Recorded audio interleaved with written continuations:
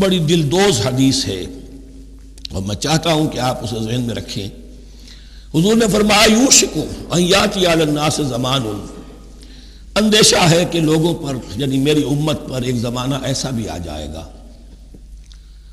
اب گنتے جائیے، لا یبقى من الاسلام الا اسمہ، اسلام میں سے اس کے نام کے سوا کچھ نہیں بچے گا، ولا یبقى من القرآن الا رسمہ، قرآن میں سے اس کے رسم الخط، الفاظ اور حروف کے سوا کچھ نہیں بچے گا،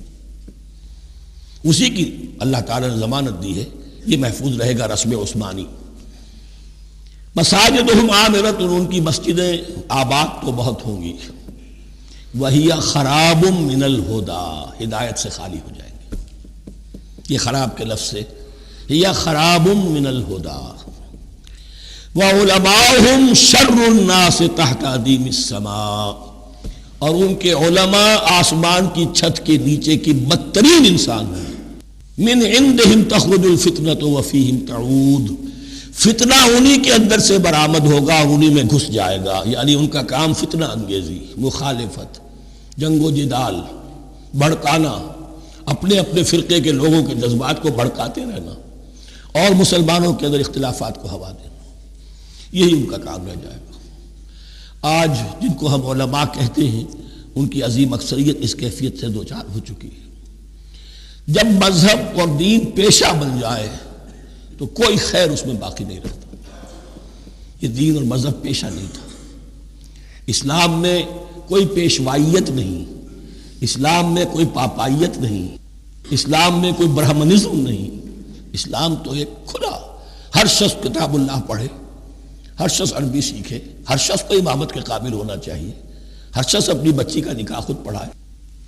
ہر شخص اپنے والد کا جنازہ خود پڑھے۔ یہ جو ہم نے پیشہ بنا دیا ہے اور پھر انہیں پیسے دیتے، ظاہر بات ہے کہ پھر اس پیشے کے اندر تو پیشے میں عیب نہیں، رکھیے نہ فرہاد کو نام، پھر تو پیشہ میں تو جو کچھ پیشہ ورانہ چشمکیں ہوتی ہیں اور جو خباثتیں ہوتی ہیں وہ آتی ہیں۔ لیکن ساتھ ہی یہ بات واضح رہے کہ علماء حق سے دنیا خالی نہیں ہوگی، علماء حق بھی ہیں، لیکن کسی کے ماتھے پر لکھا ہوا نہیں ہوتا کہ یہ علماء حقانی میں سے اور یہ علماء سوء میں سے ہے۔ باقی یہ صحیح بات ہے کہ اکثریت ادھر جا چکی ہے، ورنہ امت کا بیڑا غرق نہ ہوتا، سیدھی سیدھی بات۔ یہ بیڑا غرق ہوا ہے تو آخر کوئی سبب ہے، حق کی تلوار بڑی ننگی ہے، اور یہاں اللہ کا عدل یہ فرد سے فرد تک بدلتا نہیں ہے، نہ امت سے امت کی طرف بدلے گا، قوم اور کسی اور قوم سے ایک معاملہ کسی دوسری قوم سے کوئی اور معاملہ نہیں۔ اللہ کے اصول ہیں، اللہ کے قوانین ہیں، اس کی فطرت ہے، فطرت اللہ التی فطر الناس علیہا، پھر یہ کہ اس کی سنت ہے، لن تجد لسنت اللہ تحویلا ولن تجد لسنت اللہ تبدیلا۔ وہ لوگ کہ جنہیں ہم کتاب دیتے ہیں وہ اس کی تلاوت کرتے ہیں جیسا کہ اس کی تلاوت کا حق ہے۔ اس پر میں نے اپنے کتابچے میں بحث کی ہے، تلاوت کا اصل حق کیا ہے۔ مسلمانوں پر قرآن مجید کے حقوق نامی کتاب، لیکن ایک بات جان لیجئے کہ تلاوت کا لفظ جو قرآن کے لیے قرآن نے اختیار کیا یہ بڑا ذو معنیین ہے۔ تلا یتلو ہم اسے بھی کہتے ہیں پڑھنا، اور تلا یتلو کسی کے پیچھے پیچھے چلنے کو کہتے ہیں۔ والشمس وضحاها والقمر اذا تلاها، سورج کے بعد پیچھے آتا ہے چاند۔ تو یتلو کے معنی کیا ہے؟ When you are reading the book, you are following the text۔